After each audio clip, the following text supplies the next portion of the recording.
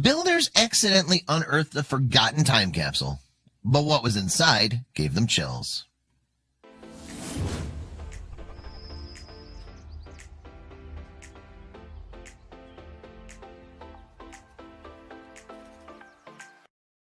When Albuquerque Public Schools decided to tear down one of their deteriorating facilities, demolition crews ceased their work after they found a time capsule. So, staff broke the tiny glass bottle to read the letters inside, and they discovered a terrifying message from a student who once roamed the halls of the old school. On Arbor Day in 1968, the staff at Montgomery Elementary School had decided to plant a few new trees on its grounds. And with the earth already tilled around the trees, they came up with another idea.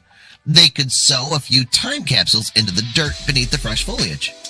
Students at the school then penned letters to future readers and detailed their lives in the late 1960s.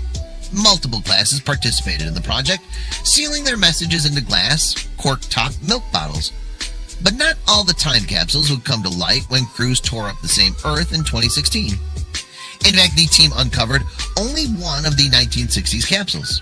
They popped the cork off the container, but struggled to pull the message out of the bottle. So they cracked the glass and started to remove the letters hidden inside. And one of them stood out for all the wrong reasons. We'll discover exactly what was discovered in that letter a bit later.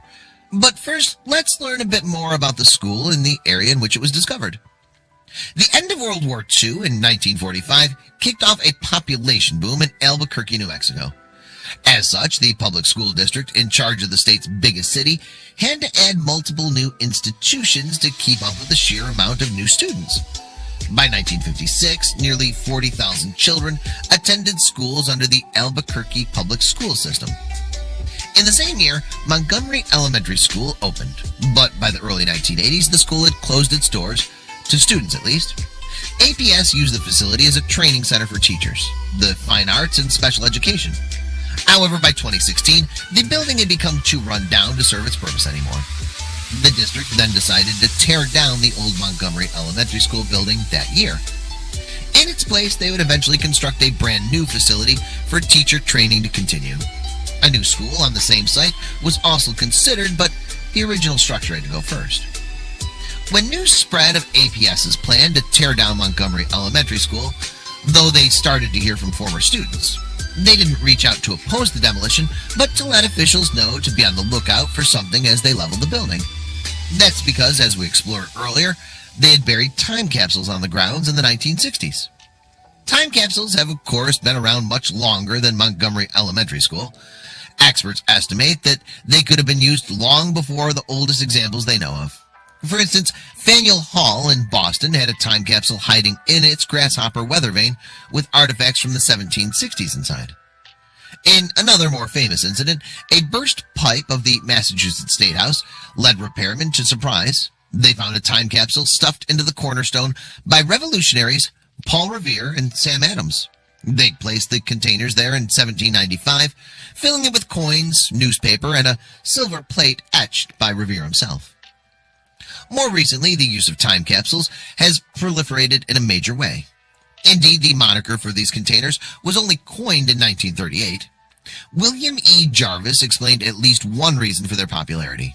In his book, Time Capsules, A Cultural History, he wrote, "We all want to be here in one way or another." Jarvis went on to write, "That's why some of us try to freeze ourselves alive to be thawed and revived in the era of our choice. That's why people construct crypts, time bombs, time capsules, and cornerstone deposits." Still, Jarvis also admitted that time capsules rarely provide historians with anything of great value. Rather than appearing with valuable relics from the past, most time capsules end up revealing junk. Jarvis argued, typically the contents say very little about the people who buried them, and historians derive little value from them. The Montgomery Elementary discovery might fall into this category for experts, but for the school's former students, it meant something more. As such, pupils from multiple classes had gathered at their former school when word spread that a single time capsule had been found. They didn't know to which class the glass bottle belonged. Many of them had participated in the 1968 time capsule burial event, which had taken place on Arbor Day. Former student Brad J. Clement told the Albuquerque Journal in 2016 that school officials had decided to plant new trees on that Arbor Day in 1968, And with the earth already moved, they realized it would be the perfect time to bury some time capsules on the site. And multiple classes participated in the project, including Clement's. The only way to figure out who had buried the capsule was to open it. But even that wasn't a straightforward process. Former student Cindy Lindke had the honor of opening the cork-top bottle, and she told the newspaper that she remembered it being much bigger. Clement did too, but he knew it was because when you're a child, everything seems bigger. Lindke couldn't pull the letters through the thick neck of the container, so someone handed her a piece of rebar and she cracked the glass open instead.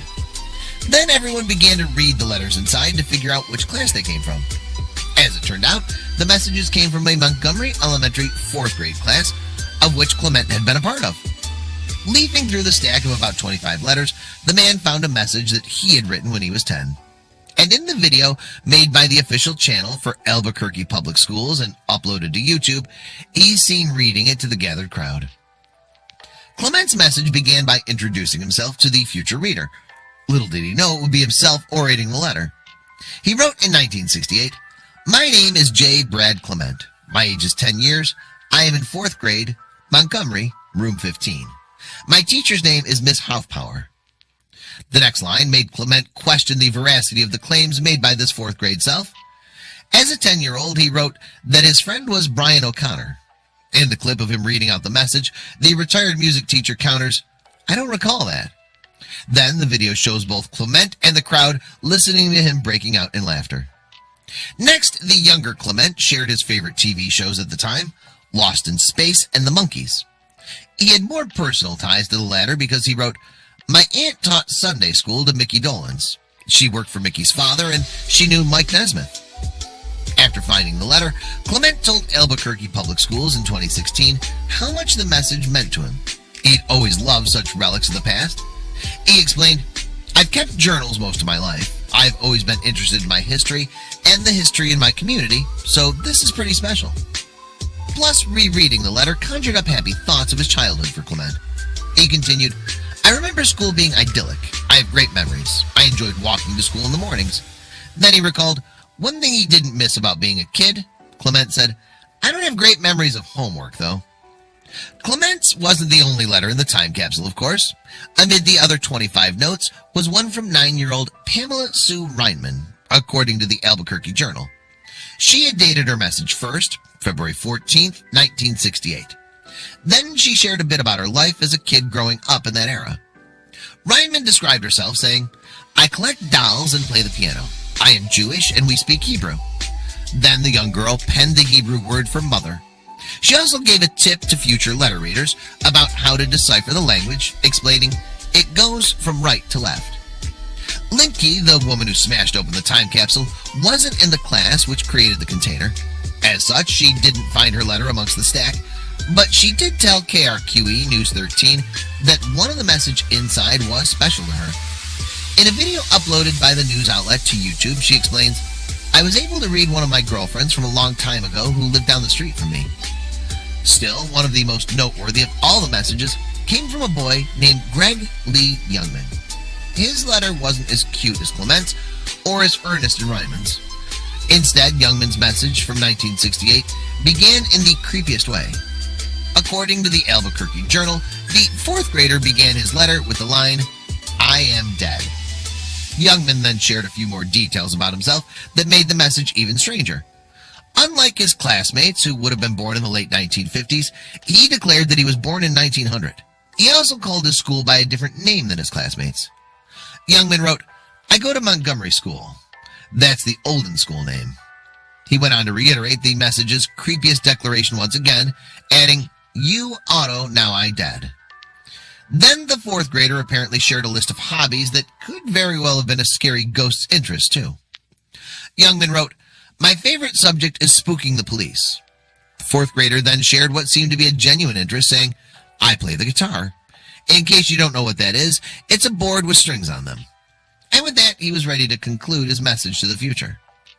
Youngman concluded his message by saying, "See you later, savages." To the Albuquerque Journal, it seemed as though the 4th grader thought someone far in the future, perhaps living within a dystopian society, would find his note. But his eerie message could have come from a ghost, Gizmodo claimed. According to the website, no one on the team could confirm if Youngman was alive or dead at the time of the letter reading. Either way, his message made an impression on readers and the press. It was widely shared in the wake of the time capsule discovery, and those who read it online had a lot of thoughts about Youngman's note. One online commenter on the Gizmodo article felt particularly moved by Youngman's "See you later, savages" sign-off, describing it as simply epic. Another person made a joke that the 10-year-old's letter fit in perfectly with modern internet culture. They wrote, "Horrible grammar and fictional ways to identify himself? Spot on." Others tried to explain why Youngman wrote what he did. One user thought that he might have been referencing the book Brave New World, saying some kids back then were very well read.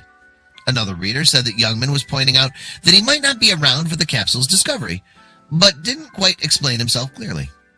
The commenter wrote, "My interpretation, an inarticulate kid trying to communicate that the capsule wouldn't be opened in his lifetime, he would be dead to those reading.